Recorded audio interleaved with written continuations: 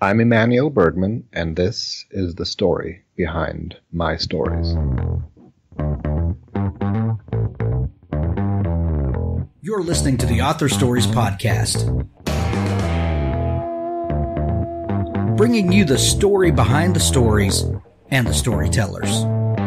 Margaret White, Terry Brooks, Sheena Kamal, Matthew Quick, JT Ellison, Walt D. Williams, Brad Ford, Corey Dr. O, Brandon Sanderson, Robin Mom, Ernest Klein, Jim Butcher, Charlene Harris. Visit hankgarner.com for archives of all the shows. Today's guest is Emanuel Bergmann. You can find all of the archives of the show over at hankgarner.com. And when you're there, please click on the links on the right-hand sidebar to subscribe to the show. That way you don't miss an episode. Thank you to all of our sponsors. We're going to be telling you about them throughout the show for making the show possible. If you would like to sponsor the show, go to hankgarner.com and click on the link to advertise. It's up in the top menu bar. There's a brand new collection I'd like to tell you about. It's called Chronicles of Mirestone. And right now, it is available for pre-order for only 99 cents, and that's through December 1st. Go grab it before then, because you will not want to miss this collection. 200 years ago, the Dwarven clans and the Elvish houses of Mirestone were at peace. The king of the dwarves, in a selfish and greedy move, used his wizards to expand their mountain empire, raising new peaks from the forest floors of their elven neighbors. War and hatred ensue. The Chronicles of Mirestone offers a glimpse into the lives of the elves and dwarves living in the aftermath as they seek for a new peace. 6 talented authors lend their voices to a tale of destruction, mistrust, and hope. The Chronicles of Mirestone, go grab it right now at the wonderful pre-order price of only 99 cents. There's a link in the show notes. We knew it would be bad, but there are levels of bad. There was no scale that could have measured this one. Residents listened as 130-mile-per-hour winds tore away their roofs and struggled to stay alive as water crept into their homes, threatening to drown people in their living rooms. When the winds died and the rain finally stopped, the streets were only navigable by boat. The death toll rose to over 70, and more than 1 million cars flooded with an estimate of $100 billion in destruction. How does a community, a city, a state survive when hit by a monster storm and then have every square inch covered by over 4 feet of water? A storm which can only be described as a 1,000-year flooding event, worse than Hurricane Katrina, and broke all historical records. Lived through one man's experience as the world grew more and more uncertain. Experienced through the medium of social media the day-by-day visceral experience of watching people's lives permanently altered, and the heart-filling moments when strangers, neighbors, and friends stepped up and helped those in trouble. Watch as needs are met, lives preserved, and hope restored in the 2 months following Harvey. Get your signed paperback copy of 2 Months with Harvey by Terry R. Hill. Go to terryrhill.net. Proceeds from this project are going to benefit people still struggling in the aftermath of Hurricane Harvey. terryrhill.net. 2 Months with Harvey.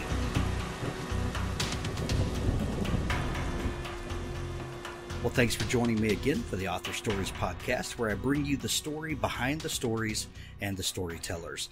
Today, I'm really excited to have Emanuel Bergmann on the show with me. His new book is called The Trick, and it is phenomenal. I think you're going to love it. Welcome to the show, Emanuel. Hi, Hank. Thank you very much. Thank you for having me, and I appreciate the invitation, and thanks for your kind words. I'm happy to meet you. Even though it's Skype and we're not meeting in person, I'm happy to talk to you. Me as well. You know, this the wonderful thing about technology is that we were just talking right before we started recording, and we literally can be on opposite ends of the world, and we get to have these great conversations with one another. So thank God we live in 2017. Yeah, I thought initially that you were in Poland. I'm really disappointed to find out that you're not. I know, but once you've imagined that, it's just all downhill from there. So. Oh, to me, it's I've never been to Poland. I've never been to Mississippi, so both places are equally exotic to me. Equally exotic. There you go. I'll write that down. That will probably never be said again by anyone. But Emanuel, I begin each show with the same question, and before we can move on to bigger and better things, we have to answer this question. And that question is, what is your first memory of wanting to be a writer or a storyteller? My first memory, I think my one of my earliest, if not my earliest memory of wanting to be a writer or storyteller is being frustrated at the age of around 4 that I wasn't able to write, that I wasn't able to spell yet. It seemed to me adults had this secret code, written language, and I hadn't cracked it yet. And I had a burning desire to tell a pirate story.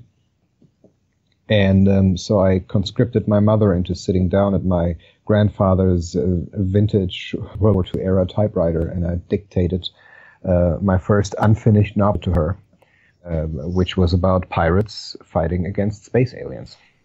Of course it was. I could never figure out the ending, though, so it remains a finished manuscript. And I think that's my earliest memory I have of writing, is not being able to write and then finding making my poor mother do it for me. Oh, the frustration of it. That I hear there are so many stories that have come across on this podcast of people when they were small, that they just had to tell a story and that it just had to come out. And long before the thoughts of a career as a writer or, all the trappings of it that go along with it, just that deep burning desire to tell a story. I never lose the magic of that. Well, you need the deep burning desire because the trappings aren't all that great. That's right. Oh man. So, what was it that endeared you to pirates? I in my story, in my childhood story, these pirates were set out to. They wanted to go to America and sort of rediscover it. I knew that there was a man named Christopher Columbus who had already found this place, but I figured the pirates don't necessarily know that, so they wanted to go to this new continent they've been hearing about. And so I think even in that story, I was talking about themes that would become significant to me later on. The idea of being an outcast of society, of being an outsider, of leaving society and trying to immigrate to a better world and find a new world. Those were things that always resonated with me, even when I was 4, apparently. That's amazing. You have a lovely accent. Where were you born? I was born in Germany. I was born and raised in a place called Saarbrücken. It's a small town on the southwestern tip of Germany, right on the French border, literally on the French border. We could walk across the border and be in France, which we did often to get the much superior cheese and bread. And it's Saarbrücken it's the capital of the smallest German state called Saarland. And imagine it sort of like a German small version of Pennsylvania. It's sort of the Rust Belt of Germany, a former industrial area that's now been somewhat depleted. Awesome. Was there kind of a rivalry between the French and those of you on the German side? No, not really. We always felt, and I think we still do, that we're sort of one people. Really, it's the border is actually artificial. Right. I feel, and many people feel that way. It was in 1930s when Hitler came to power. The people of the region had a vote in a rush of patriotic fervor. They voted to join the Reich, the German territories. But I think there's a deep-rooted sense of not belonging fully to the French or the German culture. So this area is unique, I think, in Germany, in that it has much better food, very French-influenced. French is widely understood. And I think we have a real appreciation and kinship for the folks right across the border. And it's so natural for us to just drive across the border and go shopping there or meet friends there. Being so close to the border, did you speak French? Was there? I know we talked about the border being artificial, as all borders are, really. But being so close to another country, is there bleed over there? Do the cultures mix? I can only imagine what an interesting place that has to be, where two countries collide. Yeah, it's the Tijuana of Germany, if you will. Right. And it really is, in more than one way. No, it's so I speak a little bit of French. It's not fantastic. It's a bit of an embarrassment to me that I grew up in this region and my French was never as good as it should be. It's actually pretty normal that the French on the other side in Lothringia, they speak much better German than we spoke French. But there's definitely some bleed over. I definitely feel very influenced by that region and by my grandmother lived in France. She lived across the border. She would, after the war, not set foot in Germany anymore. But she couldn't live without her German groceries and grocery stores. So she lived in Strasbourg in Alsace, which is only a 45-minute drive. And in this manner, she was able to stick to her promise and not be in Germany, but also be able to go shopping there. And so I spent a lot of time in France growing up, and I feel like I've absorbed a lot of that thinking and culture. It's interesting to me that one of your first stories when you were 4, included pirates that wanted to come to America. At what point did you come to America? I think around that age. I think that's probably what inspired this particular story.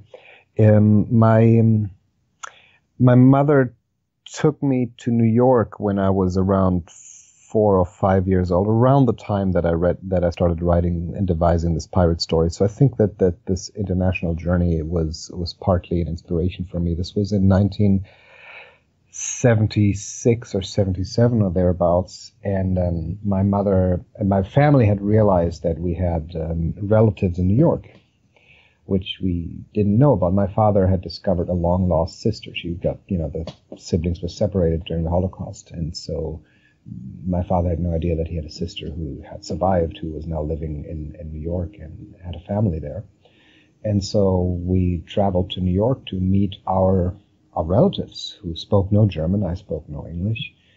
And it was a fantastic experience for me. It was my first time in the United States. I heard, my mother was very excited talking about New York.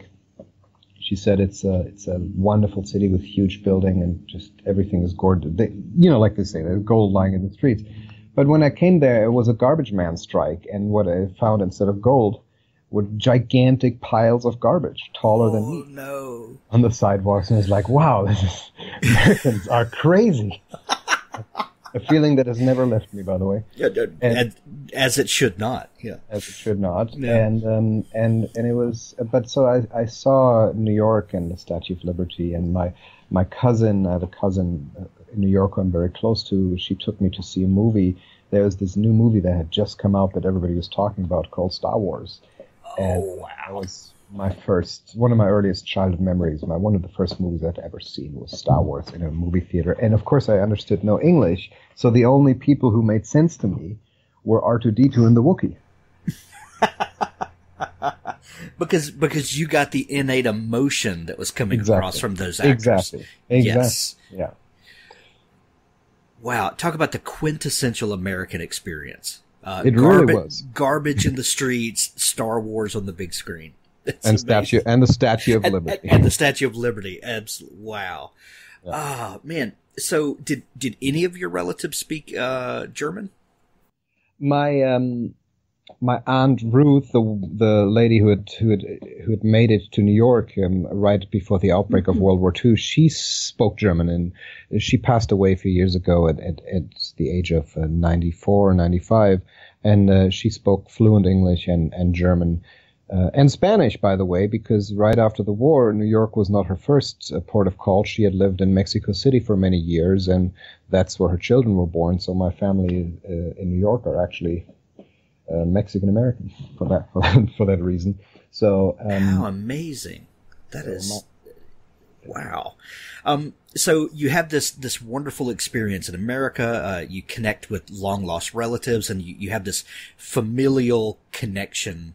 And you go back to Germany. What was it like going back and then having obviously these ideas are still kind of permeating your thoughts because you're writing these stories, about pirates discovering America and all of that.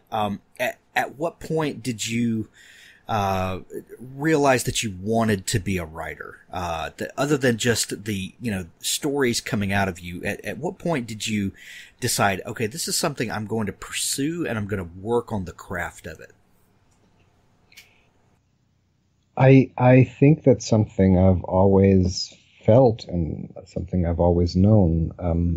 I think from an early age, I think really to turn the question around, it's not that I've at some point decided to become a writer. It's that I've always felt that this was the only thing I'm good at. This was in some way my calling or destiny. And I don't mean to sound grandiose because it's not a particularly glamorous calling or destiny, and it's not all that well paid. And it's a fairly thankless job in many regards, except I love doing it. And it's the only thing that I'm good at. But I spend much of my life figuring out how can I not be a writer? How can I get away with this? What can I do instead? Because I don't really, I don't want to answer this call. And I spent a lot of time trying to avoid this. And life really became, it all clicked. The pieces started coming together when as an adult, I think in my 30s, I at some point said, I'm going to stop trying to swim against the stream and I'm going to just start going with the stream and just write. And that's when things became a little easier for me. That idea would be grandiose anywhere but here. On this podcast, we always talk about things like calling and the gift of writing and the thing that separates writers from other people, that there's a gene there that some people have and some people don't. I think you can teach writing to people. You can teach them to communicate effectively, but there's something special in certain people that stories just become alive to, and they have the ability to communicate that to other people. And I love hearing stories of people that the thing just won't leave them alone until they finally give into it and go with it. Well, to be fair, I don't think this is particular only to writers. I mean, I've met many people in my life who said, my calling is this particular job or that particular job. You hear this with doctors a lot. Exactly. You hear this with all kinds of.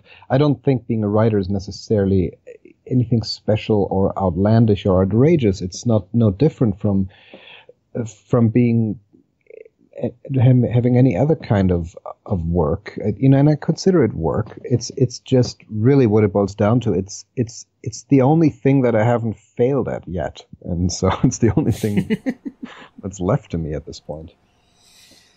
So, what was the first book that you started working on? The first book that do you mean the first book that I worked on, or the first book that that was published? No, the first one that you worked on. I guess what I like to hear is, there are. If you poll a number of people, a lot of people will tell you that they believe that they have a book in them, but very few people actually sit down and write the book, and then even fewer still actually make it to the end.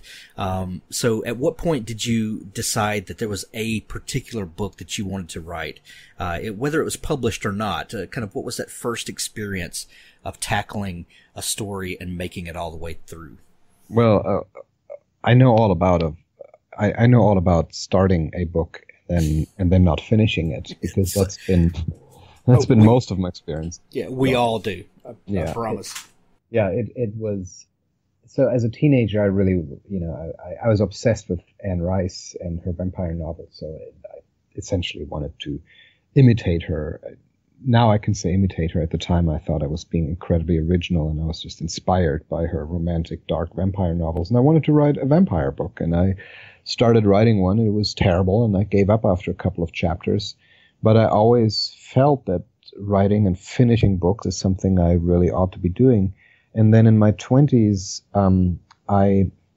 I started working as a translator. It's one of the advantages for being bilingual, speaking English and German. I was able to always support myself teaching German and doing translations. And I worked as a translator for a German publishing company that does tie-in books, or they're no longer, they're defunct now, but at the time they were doing movie tie-in books. So, you know, when you go to the grocery store and a new movie's coming out, Spider-Man, for example, and then you'll see like a little novelization, you know, the book to the movie, that you sometimes see in grocery store shelves. I mean, in the magazine section, you can see novelizations for Star Wars films and all kinds of popcorn films. And I started translating this kind of book. And then at some point, my publisher got a license for a particular movie to which there was no novelization. There was nothing to translate, so it had to be written from scratch. And I said I would like to do it. And they gave me a salary in 6 weeks' time, and that was the first book that I'd ever written and that was ever published. That was in my early 20s. And it wasn't, I mean, it was purely, you know, working from an existing screenplay, an existing movie. It was not a very original work, obviously. But it was really important for me to do it because I was given a deadline, a page count, and what I was going to be paid. And I realized this is how, after I was done, I realized this is how I want to live, with a deadline, a page count, and the promise of a paycheck. And I knew then, when I'd finished it, that I can do it, that I can actually go from A to Z and finish something. And then the next step was going to be writing an original novel. And that's what I did. You know, there's something to be said for kind of learning the chops of writing by working in someone else's world, or you know, a lot of people will tackle fan fiction, and it kind of takes some of the burden off of world building, and because you just step into a pre-made world and tell a story, or you know, one of there's a movie that I love, and it's a little bit cheesy, but it's called Finding Forrester, and it has Sean Connery, and he plays an old hermit writer who is kind of given up on society, and he lives by himself, and there's a young man in his neighborhood who is kind of a prodigy, and he kind of takes him under his wing, and he was stuck, so Sean Connery gives him a couple of pages of a story he wrote, and tells him to start writing his words, and then his own words will come. And I kind of like that idea of someone helping you get started by kind of playing in the world a little bit. And I would think doing a novelization is very close to that. You can kind of learn the mechanics and get the wheels greased a little bit, while the burden of all of the creation is not on you. What do you think some of the things you learned in that process were from doing the novelization that then gave you the tools that you needed to move forward with your own work? I think I learned a great deal from that, and I think it was just an absolutely invaluable experience. And I've written several novelizations, and I would say primarily I learned to work on deadline.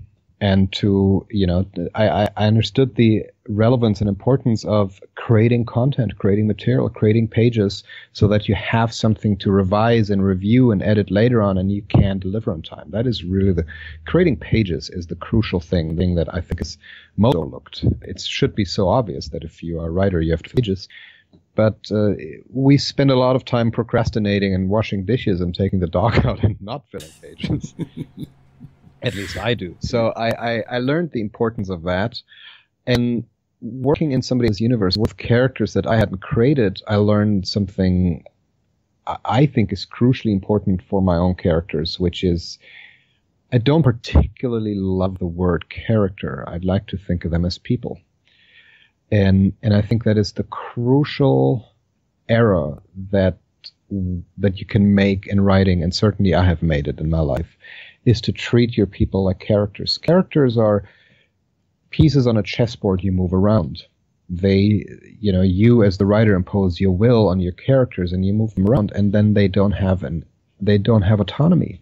They don't have agency. And what I realized by working with characters that were already created by someone else that had a will of their own, I realized very quickly what they could and not do, what these characters are able to do and what they're not, by their own moral code or just by the logistics of the piece.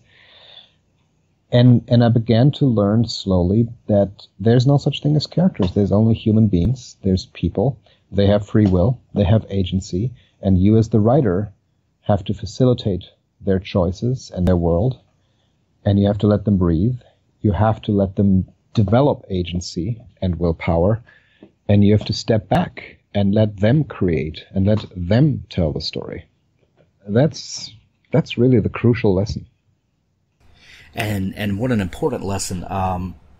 Another thing that I would think it teaches you is that, like you said, filling pages, because sometimes as a writer, we really like to romanticize the process and think of it as this kind of ethereal, thing that the writer sits down and he taps into this otherworldly,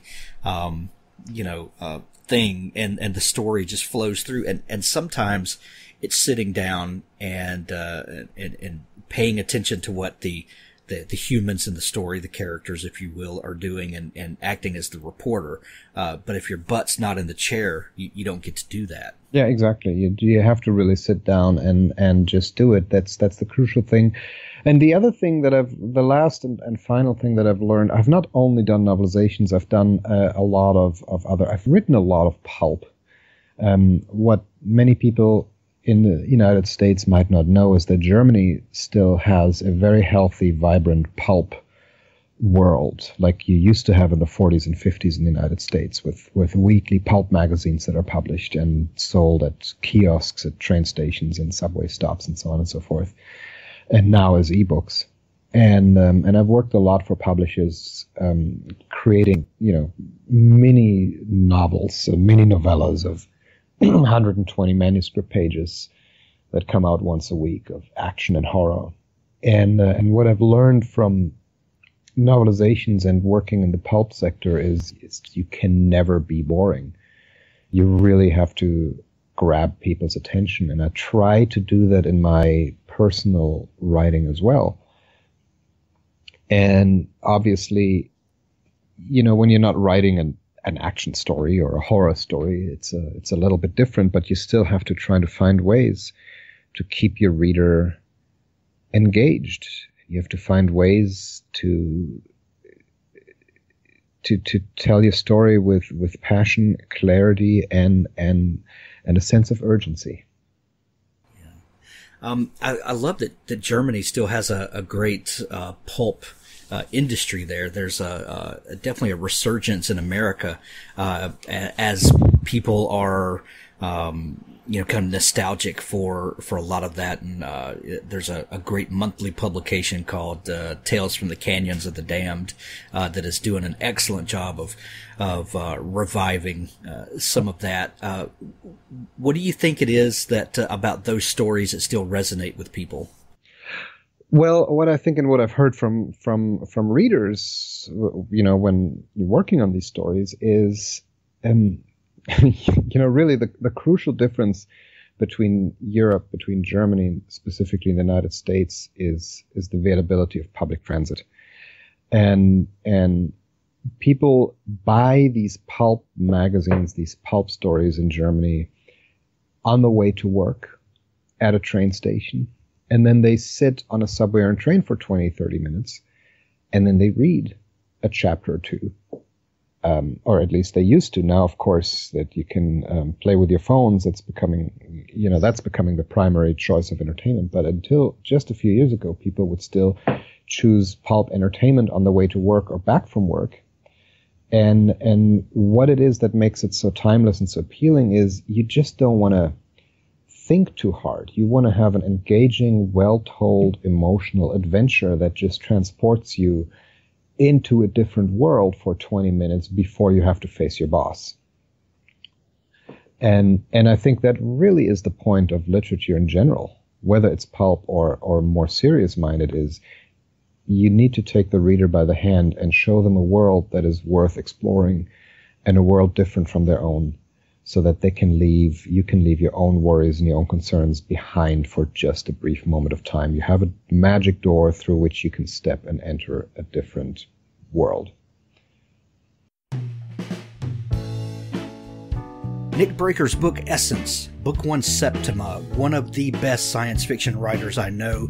Nick Breaker weaves some of the best science fiction adventure stories you'll ever read. Essence, Book One Septima is a must-read. Go pick it up today. There's a link to it in the show notes. Third Scribe is the place for authors and readers to meet. Go to ThirdScribe.com. You can set up an account for free, and you can link up with some of your favorite authors and find out what's going on with them. Authors, you need to have a place where you can highlight your books to your audience. ThirdScribe.com is built especially around books, linking people that love books with people that write books. Go visit them today. ThirdScribe.com. Tell Rob and the folks that I sent you. Tales from the Canyons of the Damned. Episode 20 just dropped today. It is amazing, with stories by Jess West, Rhett Bruno, Eamon Ambrose, Bob Williams. Tales is my favorite monthly publication. Go pick it up today and get that old pulp goodness feeling. Tales from the Canyons of the Damned, episode number 20, out right now. Chronicle World's Tales of Dystopia, 13 stories of animals and humans interacting at the end of the world. This project also benefits Pets for Vets, one of the most outstanding charities out there, linking up rescue animals with veterans that need some companionship. So go pick up a copy of Chronicle World's Tales of Dystopia. It's only 99 cents while it launches. At the end of the show, don't forget we have an audio book clip from Richard Cleaves, the Jason Crane series. I fully agree. That's that's part of the magic of literature is transporting someone. There was, as an example, there was a thriller that I've read a few years ago, Child 44. Maybe you know it, by a British writer whose name escapes me, but it was a serial killer story set in Stalinist Russia, and it was so suspenseful that I was reading this on the bus, and then at some point, the bus driver says, "All right, we're at the depot. You have to get out now. This is the final stop." And I had missed my own stop by, an hour. Suddenly I was in downtown Los Angeles late at night. I'd been so engrossed in this book, and it was a surprise. But it's wonderful when that happens, when you just sort of forget reality around you. Absolutely. That was Tom Rob Smith that wrote Child 44. Yeah. Tom Rob Smith. Yeah. Yeah. An interesting thing has happened over the last 20 years or so with the emergence of the internet and the connectedness of the world that we find ourselves in now. As a writer and as a working writer, as you are, how has the connected nature of the world now affected writing and affected the ability to get stories out, or maybe to connect with other markets that maybe you wouldn't have been able to 50 years ago? How do you see that changing the idea of publishing and the landscape as we see it today? Well, I am not sure if I'm the ideal person to answer this question, because I don't really, like so many people, I don't know where publishing is going. I don't know what's going to happen. I know that publishers always complain. And certainly every publisher I've always known told me that things are hard right now. But things apparently really are hard right now, because publishing and reading faces stiff competition from social media. So, like I said before, it used to be in Germany, it used to be the case that you would have a paperback book, a pulp novel, or whatever novel you choose, and read for 20 minutes on the train. Now you're more likely to scroll through your social media and through your news feed. So I think there's a real competition that is opening up. I don't know what the interconnectedness of technology really means for publishing and for writing, because it's not a world that I'm very engaged with. I'm not active on social media. I don't do it. And my publishers chastised me and told me I should be doing this. I should be connecting with audiences and reaching out. But I've just come to realize that I'm not very good at it. Like, I never really know what to post. I don't want to reveal. I feel embarrassed and ashamed to reveal mundane details about my life. And so I'm not as entertaining and as witty as my other friends on Facebook. So I'm not really using the potential for connecting with readers and audiences I'm not using it, even though I know I should. And the reason I'm not using it is because I know I'm just not particularly good at it. I'm a little bit of a hermit. I actually came to realize that my time is better spent withdrawing into myself a little bit and thinking about stories and experiencing the haptic physical world around me. But one thing that technology I think is changing for me is the prevalence of dramas and audiobooks, which I'm a huge fan of. And I feel like instead of people, like I said, people used to read on their commute, but especially in the United States, where your commute is usually in your car, not in a public bus, for example. If you're in your car, you can listen to an audiobook. You can listen to an audio drama. And first of all, I love that. It's a great complement to reading. You know, when I take the dog out, I like listening to audiobooks or audio dramas. And number two, it's also a genre I've worked in the past. It's changed the way I write quite a lot, because I'm realizing that through modern technology, we are actually in some ways reverting back to the oral tradition of storytelling, rather than writing, which can be more complicated and have more complicated syntax. When you know that what you're writing is going to be read out loud, and a lot of people will hear it that way, I think it changes the sense of urgency in your writing. I think you're absolutely right. I'll tell you what, if it were not for audiobooks, I could not produce the show the way that I do. It's the only way I can keep up with the sheer amount of research and just familiarizing myself with all the work for the guests that I have. I just couldn't do it. And what I've learned through the years is that I really prefer audiobooks. I still love to read. I still read on my Kindle just about every night in bed. But there's just something about immersing yourself in the story, and hearing the cadence, of the words it's a mesmerizing experience. Sometimes it's almost transcendent, in a way that you could just get lost, in it while you're going about your mundane life. It's pretty amazing. Yeah, no, I love it too. I feel the same way. I can't say that I prefer to reading. I like them both. I think I still prefer reading given the choice. It's just that so much of my life is spent doing, like you said, certain mundane things and certain errands. Like I mentioned, I have a dog who needs to be taken out on walks, and audiobooks and podcasts are perfect. It's great. It's like an escape from reality within reality. It's the purpose of storytelling right there.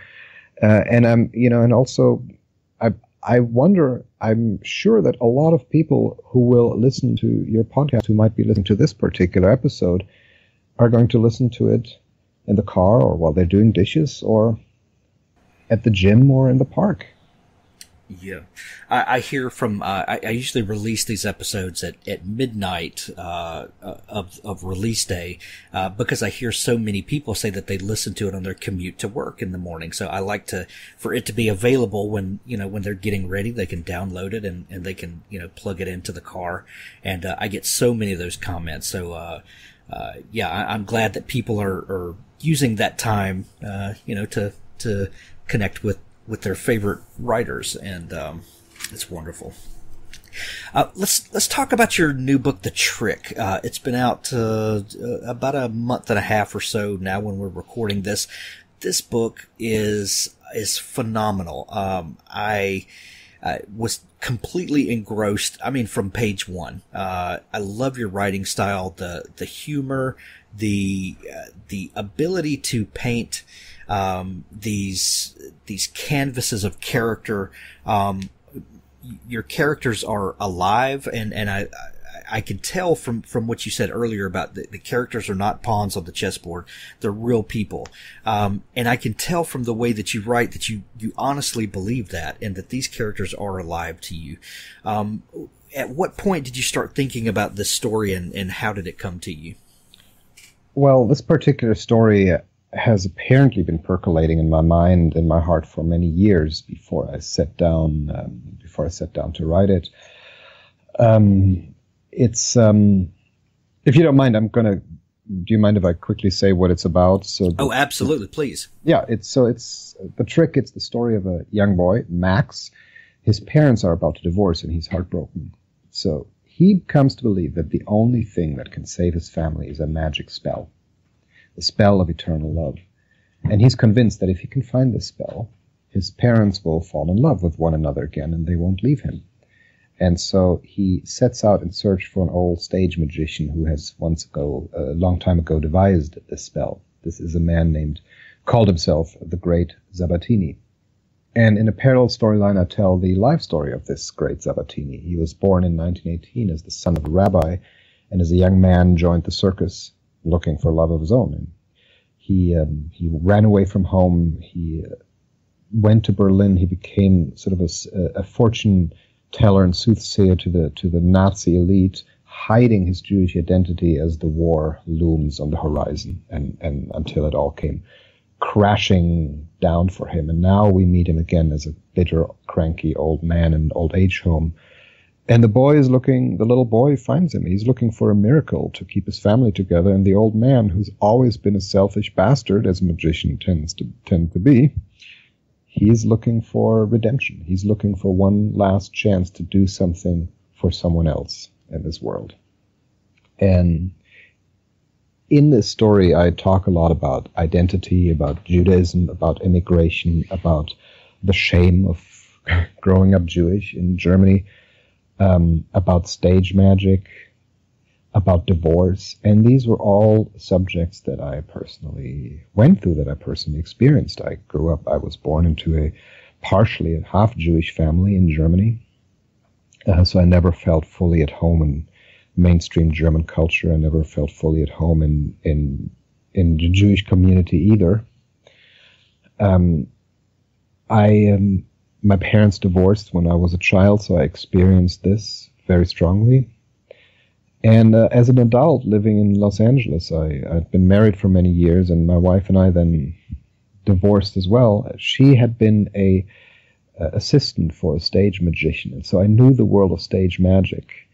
And at some point I realized that I wanted to tell a story about magicians and about magic, because I always feel that they're portrayed kind of poorly in literature and cinema.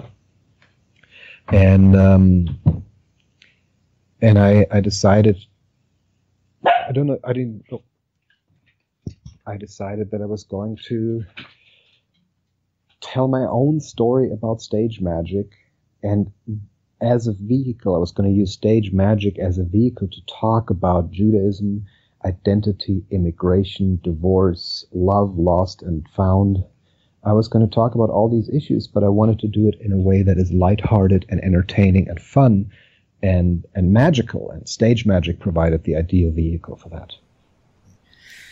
Well, the premise of the book is heartbreaking. The young boy who wants to save his family, and he believes, Max believes that this trick can do it. And as a reader, with all of the callousness that we come to the story with, and all of our,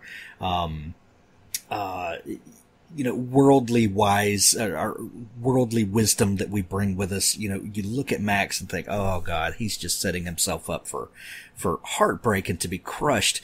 But it is lighthearted, and it's a very humorous story.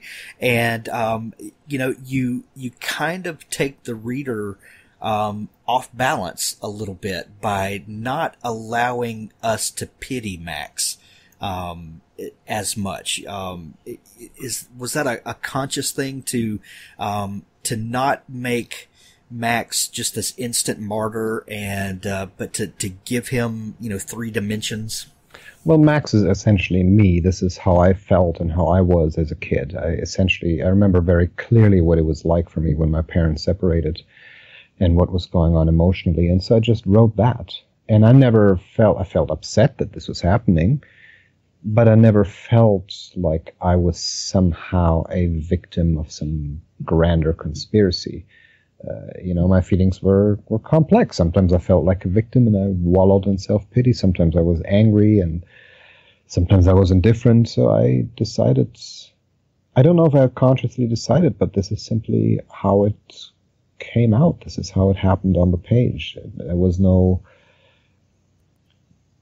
greater act of planning. Like I said, to me, these characters are really like people. So I wasn't necessarily planning what they would feel and how they would react. They told me. They told me what was going to happen. Love it. The Zavattini story is well crafted as well. You really come to care about this character, and the backdrop for a lot of the story is, German history that we all know so well. Why do you think that there is well, first off, why was it important to tell this part of the story and to see, kind of the mistakes of the past and how we deal with those? Well, the mistakes of the past they don't stay in the past. The mistakes of the past quickly become the mistakes of the present. And I actually didn't consider those sections to be, I know it's a period story. The book is in two parallel storylines that keep intercutting: the present day Los Angeles, the story of Max and his parents, and then 1930s Germany, the story of Zavattini. But to me, the story of Zavattini, I never wrote it through a sepia-tinted looking glass. It was always very modern and timely to me, the way that I experienced it, the way that I felt it. And the reason for that is because, like I mentioned, I come from a half Jewish family, so the majority of my relatives in Germany I have never met because they were killed in the Holocaust. 39 of my relatives were simply slaughtered. And I grew up with just a few relatives around me, like my grandmother, who is in the book. The character of Grandma in the book is essentially my grandmother, and like she does in the book, she was always telling me stories of people that were incredibly meaningful to her in her childhood, that are now dead, that had been killed, but that to me were simply stories, that were names of people that they were meaningless. They were names of people that I had never met. People who don't have graves, people who don't have an identity, who don't have a history. So I grew up with this burden and with these stories and the shadow of this graveyard in my life. So to me, this wasn't some kind of mythological ancient history. To me, it was writing something very urgent and current and personal. And I wanted to write about my feelings of feeling like an outsider growing up in Germany. And it seemed more powerful to simply connect that to my family history and to set it in the 30s. But everything that happens in that plot, all the locations, the streets in Berlin and so on and so forth, many of the events are events that are based on mundane events that I've experienced, so that there would be a modern day quality and an urgency to it. Emanuel, how difficult is it? And I know you said that using the story allows you to talk about the feelings of isolation and things like that. But what is it like growing up in a country whose past is so dark? Considering your family and your heritage, living in a place that that murdered your people, and with the older relatives that survived that you're hearing these stories about, I would imagine that the feelings of a bitterness are always close by. And, how do you make a life in a place that systematically, you murdered your people? Yeah, I mean, you put your finger on it. There's just no nice way to put that. I'm looking for better words, and I just don't have them. No, you put it, I think, exactly right. And I was, I will say I had a happy childhood in Germany, and Germany, I think, is a great place for kids to grow up. At least it was for me, because I said before that we have very nice public transit. And that's very significant, because even at a young age, I was able to explore the world and the city around me and have a lot of autonomy. I was able to just get on the bus and go, for example, to the forest and play with my friends. So on the one hand, it was a great childhood because I had a lot of freedom and a lot of autonomy to explore the world around me. On the other hand, as I became a teenager and as I grew older and as I became more and more aware of the past, I began to feel really resentful. And I especially started to dislike old people in Germany. I always wondered if they're Nazis. And it was like living on a cemetery. On my way to school, I came by a plaque that said there used to be a synagogue here, but it was burned down. So I was always everywhere in the physical space around me. I came by these remnants of this mass slaughter, and it just made me angry. And so I think it was a good decision for me in my late teens, early 20s to move out of the country, at least for a while, and experience a different perspective. Because it was, if you're a young man, if you're a teenager growing up like this, it's really hard.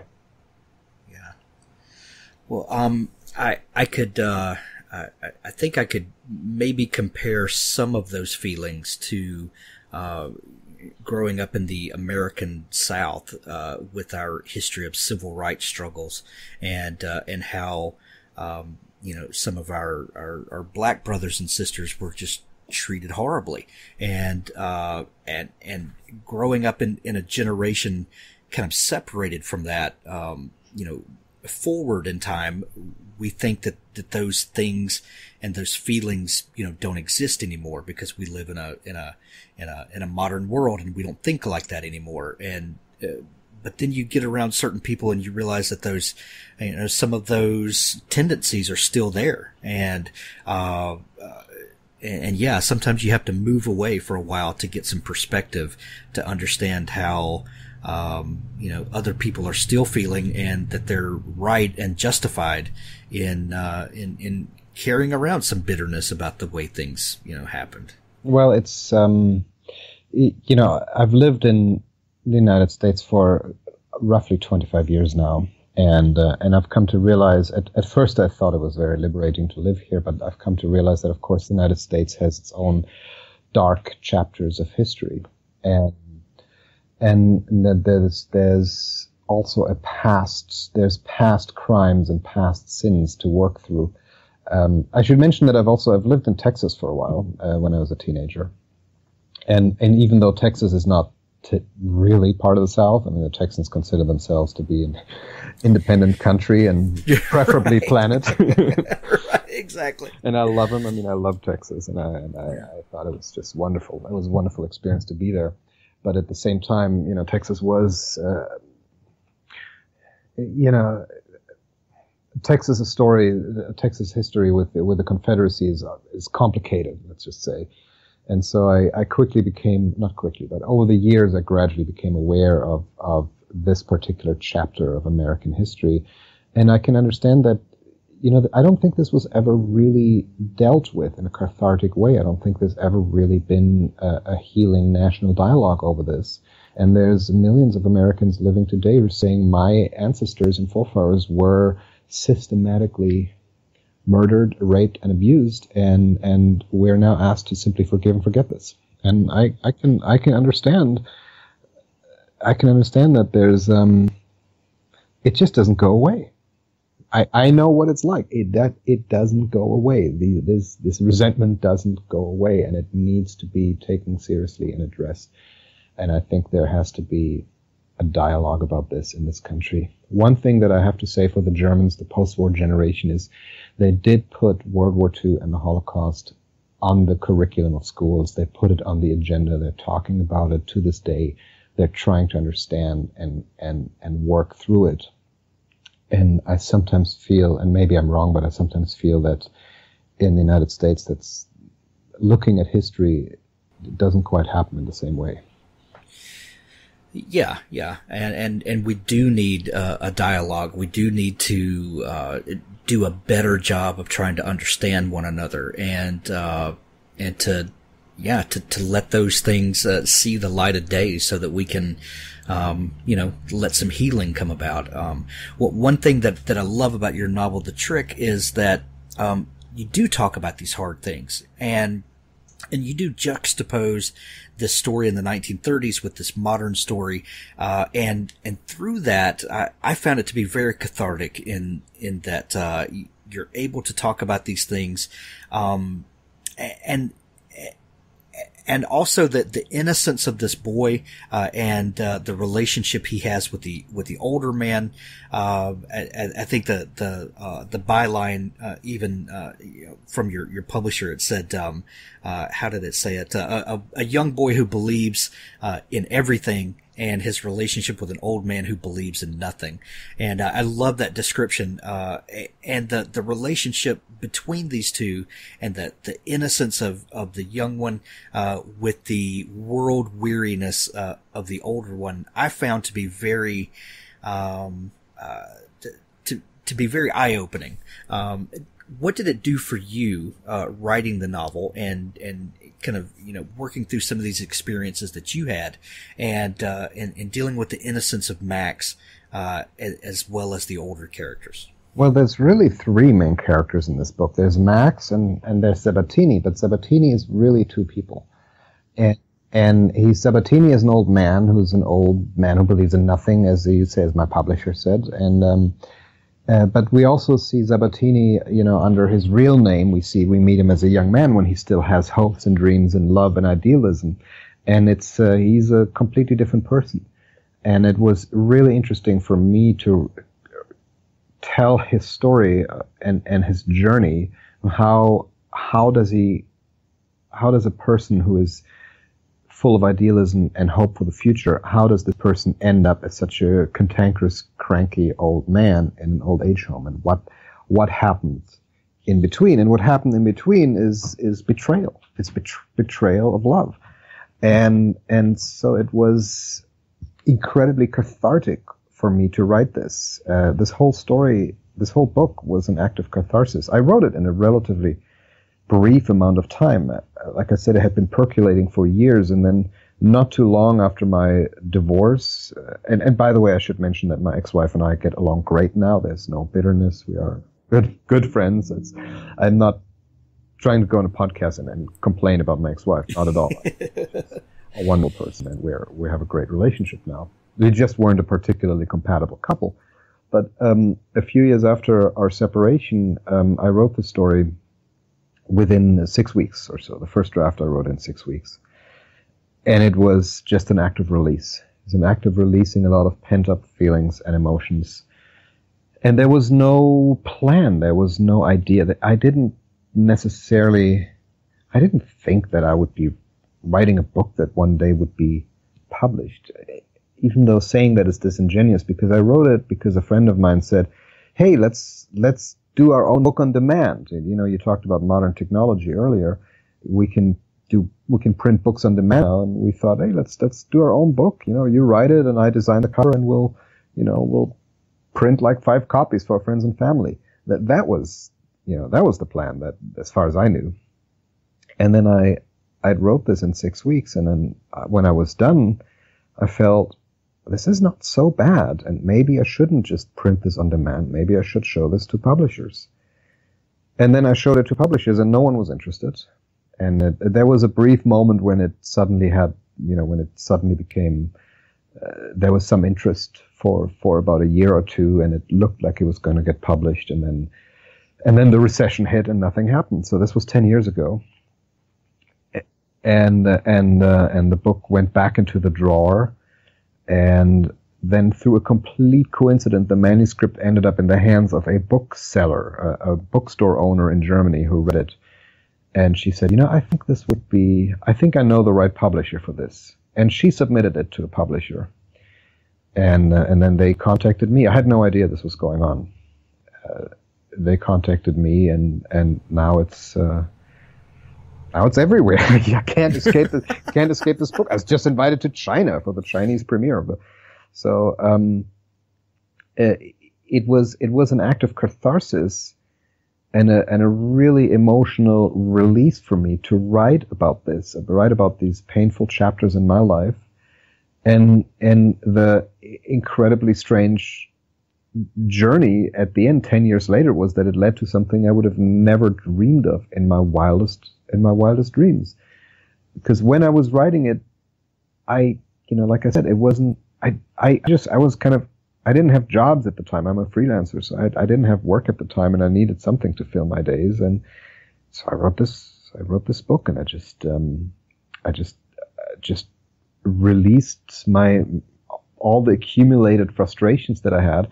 And in so doing, I realized that I just didn't want to get serious or depressing. And then this goes back to what I was talking about a national dialogue, whether it's happening in the United States or in Germany. A dialogue doesn't have to be depressing or confrontational or hard. You can talk, you can tell stories, you can talk about tough subjects with lightness and heart and humor. And frankly, I don't know why more writers don't do that. And especially if you can be a little self-deprecating and find the humor in our commonality and in our differences, it goes a long way. A little laughter will span places that bridges just can't. Yeah. Absolutely. Yeah, I think being a little bit self-deprecating I think it's crucial. And I didn't plan. I didn't say I tried to write a book that's humorous. It's just the characters occasionally did strange and funny and wacky stuff, and I let them do it. And as characters do. And then I thought, all right, I'm not gonna censor this. I'm not gonna change it. Frankly, the mistake I've been making before this, and also many years after this book, those 10 years in the desert when nothing was happening.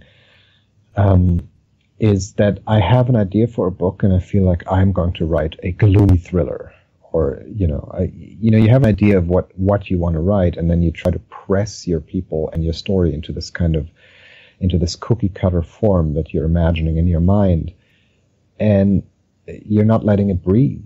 You're doing that. You're not letting it. Every book has its own identity and its own voice, and you need to let the book discover this. You need to let the people in the book discover who they are, and not try to push it into a specific genre or mood or style. And apparently, at least for the Drick, the style is, this may be tragic, but it's not that serious. Right. It's the only Holocaust book that I've seen that's categorized as literary fiction and humor and satire. Oh, I'm very proud of that. Although I would like to say that I don't consider this Holocaust fiction at all. And I'll tell you why, because I feel like when we talk about Holocaust and the Holocaust fiction, we make the Holocaust a character. We make it the overarching thing that the story becomes about. And it was based on the experiences from my family. I felt differently. I felt that the Holocaust isn't the thing that their life is about. The Holocaust is simply a really shitty thing that happened to them.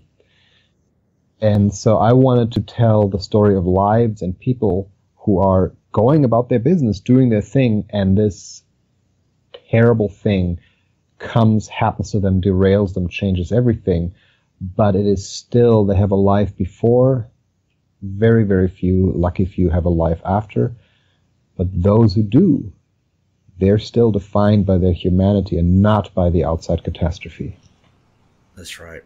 I had a conversation with Martha Hall Kelly a little while back, and we were talking about her book Lilac Girls, and it's also set against the backdrop of the Holocaust, and she was talking about the new book she was writing, which is kind of a prequel to that, as the shows the characters at a much younger state, and she was concerned that readers wouldn't be as engaged about this story because it didn't have the same backdrop. And what I told her was that the thing that made that novel work so well was not the backdrop of the Holocaust, but the characters that became so meaningful and that did heroic things in light of the thing they were put in. That if you're telling a story about great people, it doesn't matter what the backdrop is. Whether it's Germany, whether it's, the American South in the 40s and 50s, we want to see stories about people, that go through horrible things, yet, find the heroic parts of human nature and the way that we interact with each other in spite of those things. And you've done a phenomenal job with that, with The Trick. Is amazing. I highly recommend the audiobook like we were talking about earlier. It is a phenomenal job that was done. It's a true masterpiece. Thank you. Thank you for your kind words. And I have to say, I couldn't agree more. Stories are about people. They're not about catastrophes. They're not about external events. They're about the heart of the matter. They're about people. Now, of course, people are shaped and impacted by the culture they live in. And it can be interesting. It can be an interesting juxtaposition, interesting backdrop. But yeah, it's what I've said at the beginning. Like the classic mistake I've been making for so much of my life is treating my characters as quote unquote characters, as pieces on a chessboard, and putting other things, a style, a genre, an event, a mood, a catastrophe, putting other things in the foreground. Really, it's about people. Well said. Well said. Emanuel, thank you so much for taking time to come on the show. The Thank new you. book is called The Trick. I highly recommend all of our listeners to go pick up a copy. Thank you so much for coming on. Thank you. Thank you for having me. I really appreciate it. It was great. Thank you. Thanks for listening to the Author Stories podcast. For more great author interviews like this one, go to hankgarner.com and dig through the archives. There's something there I know you'll love. Now stay tuned for a special audio clip from Richard Gleaves' The Jason Crane series. No use crying over spilled milk. Eliza hated that cliché. She'd grown up a cliché, her life a bowl of cherries, duck soup, easy as pie, child's play behind a white picket fence. Mother had been the Wyatt Earp of clichés, firing them off, quick draw. A rotten apple spoils the barrel. Smile and the world smiles with you. Every dog has his day. Children should be seen and not heard. She believed them all, particularly this last. Eliza obliged, preferring to wander the streets of Wytheville, Virginia, on her own lonesome terms.